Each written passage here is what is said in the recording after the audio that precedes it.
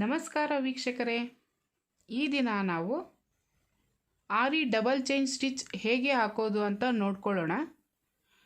Class 1ನಲ್ಲಿ starting stitch, chain stitch ಹಾಗೂ lock stitch ಹೇಗೆ ಹಾಕೋದು ಅಂತ ನೋಡ್ಕೊಂಡಿದ್ವಿ. ಈ ಕ್ಲಾಸ್ 2ನಲ್ಲಿ ಆರಿ ಡಬಲ್ ಚೈನ್ ಸ್ಟಿಚ್ ಹೇಗೆ ಹಾಕೋದು ಅಂತ ನೋಡ್ಕೊಳ್ಳೋಣ ಬನ್ನಿ. ಅದರ ಮುಂಚೆ ನಾನು ನೆಕ್ಸ್ಟ್ ಕ್ಲಾಸಲ್ಲಿ ನೋಟ್ಸನ್ನು ಕೊಡ್ತೀನಿ. ನೀವು ಆ ನೋಟ್ಸನ್ನು ನೀಟಾಗಿ ಬರೆದಿಟ್ಕೊಂಡ್ರೆ ನಿಮಗೆ ಯಾವ ಸ್ಟಿಚ್ಗೆ ಯಾವ ಹೆಸರಿರುತ್ತೆ ಅನ್ನೋದು ನಿಮಗೆ ನೀಟಾಗಿ ಗೊತ್ತಾಗುತ್ತೆ.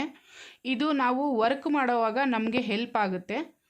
ನೆಕ್ಸ್ಟ್ ಕ್ಲಾಸಲ್ಲಿ ನಾನು ನೋಟ್ಸನ್ನು ಕೊಡ್ತೀನಿ.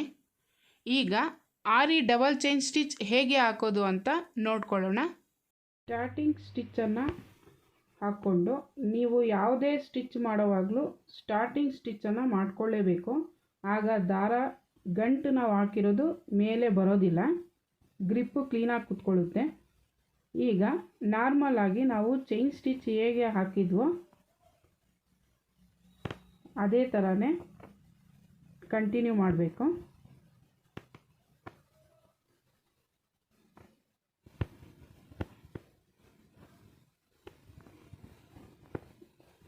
ನಿಮಗೆ ಕ್ಲೀನಾಗಿ ಗೊತ್ತಾಗಲಿ ಅಂತ ನಾನು ಫಾಸ್ಟಾಗಿ ಹಾಕಿಲ್ಲ,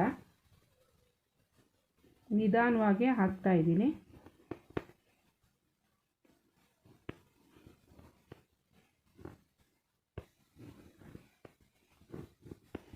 ನೋಡಿ, ಈ ಥರ ದಾರನ ಎಳ್ಕೊಂಡು ಹಾಕ್ಕೋಬೇಕು.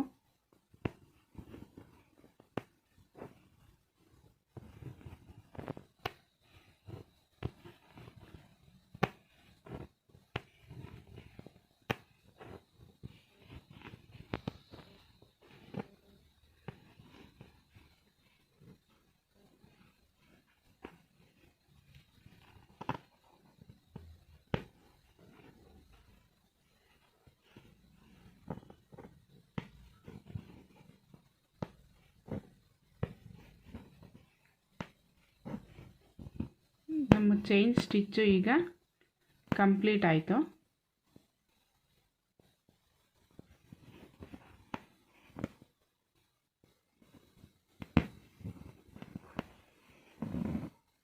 ನೋಡಿ, ಇದು ನಾಟ್ ಹಾಕೋವಾಗ ಮತ್ತೊಂದು ಸಲ ತೋರಿಸ್ತೀನಿ ನೋಡಿ. ಈ ಥರ ದಾರ ಎಳ್ಕೊಂಡು ಈ ಮಧ್ಯದ ಬೆರಳಲ್ಲಿ ಈ ಥರ ದಾರನ ಗ್ರಿಪ್ಪಾಗಿ ಇಟ್ಕೋಬೇಕು.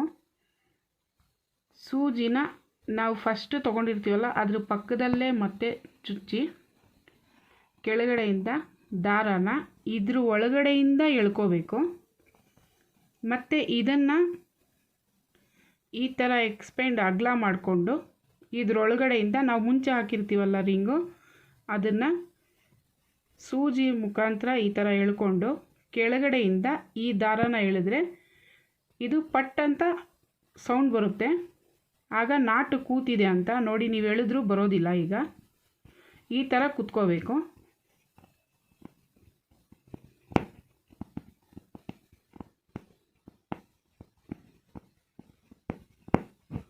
ನೀವು ಏನೇ ಮಾಡಿದ್ರೂ ಅದು ದಾರ ಬರೋದಿಲ್ಲ, ಕ್ಲೀನಾಗಿ ಕೂತಿದೆ. ನಾರ್ಮಲ್ ಚೈನ್ ಸ್ಟಿಚ್ನ ಹಾಕಿದ್ದೀವಿ. ಈಗ ನಾವು ಡಬಲ್ ಚೈನ್ ಸ್ಟಿಚ್ನ ತೋರಿಸ್ತಾ ಇರೋದು. ಈಗ ಮತ್ತೆ ಡಬಲ್ ಚೈನ್ ಸ್ಟಿಚ್ ಹೇಗೆ ಹಾಕೋದು ಅಂತ ತೋರಿಸ್ತೀನಿ. ಈಗ ಡಬಲ್ ಚೈನ್ ಸ್ಟಿಚ್ನ ನಾವು ಫಸ್ಟ್ ಲಾಕ್ ಸ್ಟಿಚ್ ತೊಗೊಂಡಿದ್ವಲ್ಲ ಅದರಲ್ಲೇ ದಾರನ ಎಳ್ಕೊಳ್ಳೋಣ.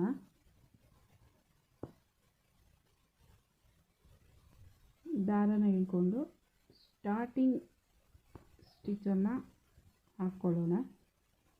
ನಾನಿಲ್ಲಿ ಡಬಲ್ ಚೈನ್ ಸ್ಟಿಚ್ಗೆ ನಿಮಗೆ ನೀಟಾಗಿ ಗೊತ್ತಾಗಲಿ ಅಂತ ಬೇರೆ ಕಲರ್ ತೊಗೊಂಡಿದ್ದೀನಿ.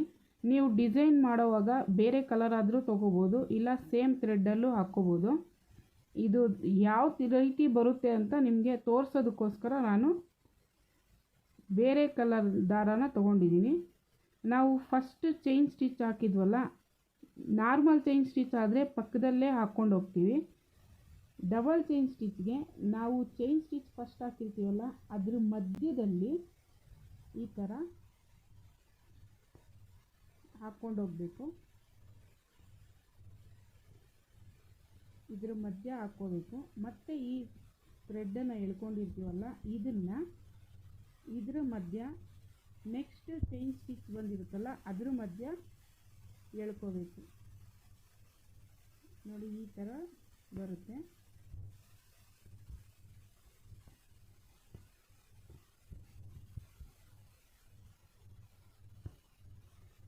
ನೀಟಾಗಿ ಗೊತ್ತಾಗುತ್ತೆ ನಿಮಗೆ ಡಬಲ್ ಚೈನ್ ಇದ್ರೆ. ನೋಡಿ ಇದ್ರ ಮಧ್ಯದಿಂದ ಈ ಥರ ತಗೋಬೇಕು. ಇದು ನೀವು ಯಾವುದೇ ಡಿಸೈನ್ ಮಾಡೋವಾಗ ಎಡ್ಜಸಲ್ಲಿ ಬಾರ್ಡ್ರಿಗೋಸ್ಕರ ನೀವು ಯೂಸ್ ಮಾಡ್ಕೋಬೋದು. ತುಂಬಾ ಫಿನಿಶಿಂಗ್ ನೀಟಾಗಿ ಬರುತ್ತೆ, ನೋಡೋದಕ್ಕೂ ಚೆನ್ನಾಗಿರುತ್ತೆ.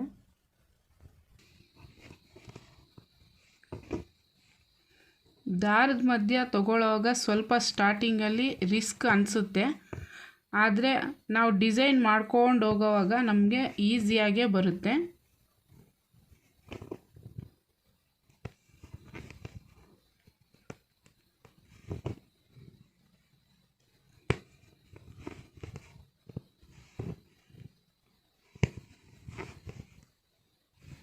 ಬಾರ್ಡರ್ ಲೈನ್ಗೆ ಈ ಥರ ಹಾಕೋದ್ರಿಂದ ಡಿಸೈನು ತುಂಬ ನೀಟಾಗಿ ಫಿನಿಶಿಂಗ್ ಚೆನ್ನಾಗಿ ಕಾಣಿಸುತ್ತೆ. ನೀವು ಒಂದು 2-3 ಸಲ ಹಾಕೋವರೆಗೂ ನಿಮಗೆ ಸ್ವಲ್ಪ ಕಷ್ಟ ಅನಿಸ್ಬೋದು. ಆಗ್ತಾ ಆಗ್ತಾ ಆ ಡಿಸೈನು ನೀಟಾಗಿ ಬರುತ್ತೆ.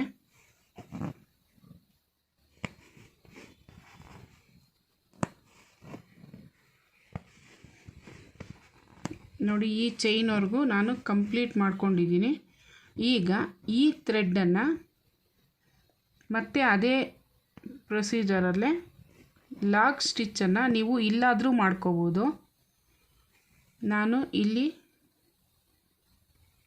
ಎಡ್ಜಲ್ಲೇ ಮಾಡ್ಕೊಳ್ತಾ ಇದ್ದೀನಿ.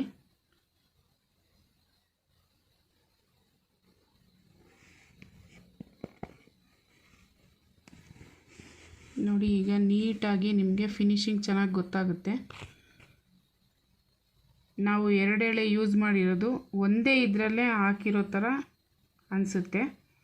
ನೀಟಾಗೂ ಕ್ಲೀನಾಗೂ ಬರುತ್ತೆ. ಈ ರೀತಿಯಾಗಿ ಡಬಲ್ ಚೈನ್ ಸ್ಟಿಚ್ನ ನಾವು ರೆಡಿ ಮಾಡ್ಕೋಬೋದು. ಈಗ ಡಬಲ್ ಚೈನ್ ಸ್ಟಿಚ್ ಹೇಗೆ ಹಾಕ್ಕೊಳ್ಬೇಕು ಅಂತ ನೋಡ್ಕೊಂಡಿದ್ದೀವಿ. ಇದಾದ ನಂತರ ಒಂದು ಲೈನು ಬೀಡ್ ಲೈನಲ್ಲಿ ಯಾವ ಥರ ಹಾಕೋದು ತೋರಿಸ್ತೀನಿ. ನೀವು ಯಾವುದೇ ಥರ ಬೀಡ್ಸಲ್ಲಾದರೂ ನೀವು ಹಾಕ್ಕೋಬೋದು, ರೆಡಿ ಮಾಡ್ಬೋದು.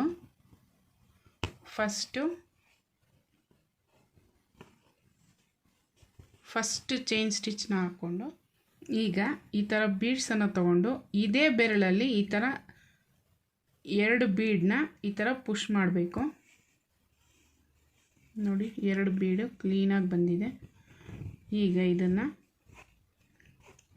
ನಿಮಗೆ ಲೂಸ್ ಬೇಕಾದರೆ ಥ್ರೆಡ್ಡಲ್ಲಿ ಈ ಥರ ಲೂಸ್ ಮಾಡ್ಕೋಬೋದು, ಆದರೆ ಅದು ನೀಟಾಗಿ ಬರೋದಿಲ್ಲ. ಈ ಥರ ಕರೆಕ್ಟಾಗಿ ಥ್ರೆಡ್ ಅದರಲ್ಲಿ ಕುತ್ಕೊಂಡಿರಬೇಕು. ಆ ಥರ ಕೆಳಗಡೆಯಿಂದ ದಾರಾನ ಎಳ್ಕೊಂಡು ನಾವು ಬೀಡ್ಗಲ್ಲಿ ದಾರಾನ ಎಳ್ಕೊಂಡಿರ್ತೀವಲ್ಲ ಅದನ್ನು ಸೂಜಿಯಿಂದ ಮೇಲೆ ಎಳ್ಕೋಬೇಕು. ಈಗ ನೆಕ್ಸ್ಟ್ ಮತ್ತೆ ಇದೇ ಥರ ಬೀಡನ್ನ ಹಾಕ್ಕೊಂಡು ಜಾಸ್ತಿ ಬೀಡ್ಸ್ ಹಾಕಿ ಈ ಥರ ಎಳ್ಕೊಳ್ಳೋದ್ರಿಂದ ಫಿನಿಶಿಂಗ್ ಅಷ್ಟು ನೀಟಾಗಿ ಬರೋದಿಲ್ಲ. 1 ಅಥವಾ 2 ದಪ್ಪ ಬೀಡ್ಸನ್ನ ಈ ಥರ ಕ್ಲೀನಾಗಿ ಹಾಕ್ಕೊಂಡ್ರೆ ಫಿನಿಶಿಂಗ್ ಅನ್ನೋದು ನೀಟಾಗಿ ಬರುತ್ತೆ. ಮತ್ತೊಂದು ಸಲ ತೋರಿಸ್ತೀನಿ. ಈ ಥರ ಈ ಬೆರಳಲ್ಲೇ ಈ ಥರ ಪುಷ್ ಮಾಡ್ಕೋಬೇಕು. 2 ಬೀಡ್ ಕ್ಲೀನಾಗಿ ಬಂದಿದೆ. ಈಗ ಇದನ್ನು ಇದ್ರ ಹತ್ರನೇ ಈ ಥರ ದಾರಾನ ಸೂಜಿಯಿಂದ ಮೇಲೆ ತಗೋಬೇಕು. ಈ ದಾರ ನಾವು ಫಸ್ಟು ಬೀಡ್ಸಲ್ಲಿ ಎಳ್ಕೊಂಡಿರ್ತೀವಲ್ಲ ಆ ದಾರದಿಂದ ಮತ್ತೆ ಸೂಜಿ ಮೂಲಕ ದಾರಾನ ಮೇಲೆ ಎಳ್ಕೋಬೇಕು. ಆಗ ನೋಡಿ ಬೀಡ್ಸ್ ಅನ್ನೋದು ನೀಟಾಗಿ ಕೂತಿದೆ. ನೀವು ಮಾಮೂಲಿ ಸೂಜಿ ದಾರದಲ್ಲೂ ಈ ಥರ ಹಾಕ್ಕೋಬೋದು, ಅಂದರೆ ಅದು ತುಂಬಾ ಲೇಟ್ ಆಗುತ್ತೆ. ಫಿನಿಶಿಂಗ್ ಅನ್ನೋದು ಕ್ಲೀನಾಗಿ ಬರೋದಿಲ್ಲ. ಈ ಥರ ಕ್ರೋಶದಲ್ಲೇ ನೀವು ಈ ಥರ ಹಾಕೋದ್ರಿಂದ ನೀಟಾಗಿ ಬರುತ್ತೆ.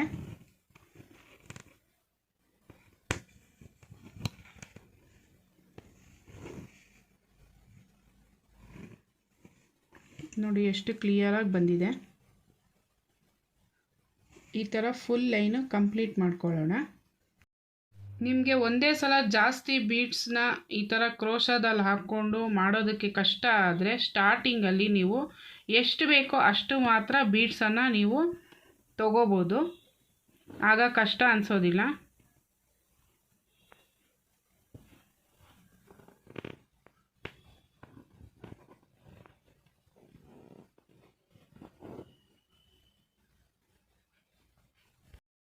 ಈ ರೀತಿಯಾಗಿ ಬೀಡ್ ಲೈನ್ನ ಹಾಕ್ಕೊಂಡಿದ್ದೀನಿ. ಈಗ ಮತ್ತೆ ನಾಟನ್ನು ಎಂಡಲ್ಲಿ ನಾಟ್ ಸ್ಟಿಚ್ಚನ್ನು ಹಾಕ್ಕೊಳ್ಳೋಣ.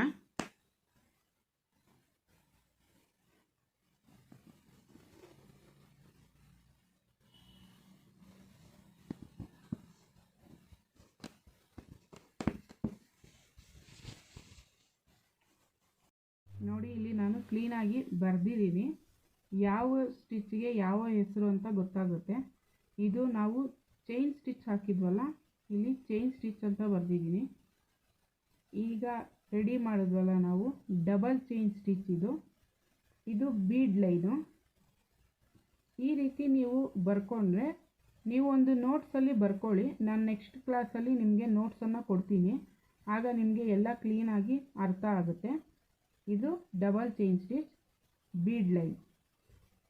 ನಿಮಗೆ ಇದು ಕ್ಲೀನಾಗಿ ಅರ್ಥ ಆಗಿದೆ. ನಿಮಗೆ ಅರ್ಥ ಆಗೋ ಥರ ನಾನು ಹೇಳಿದ್ದೀನಿ ಅಂತ ಅಂದ್ಕೊಂಡಿರ್ತೀನಿ.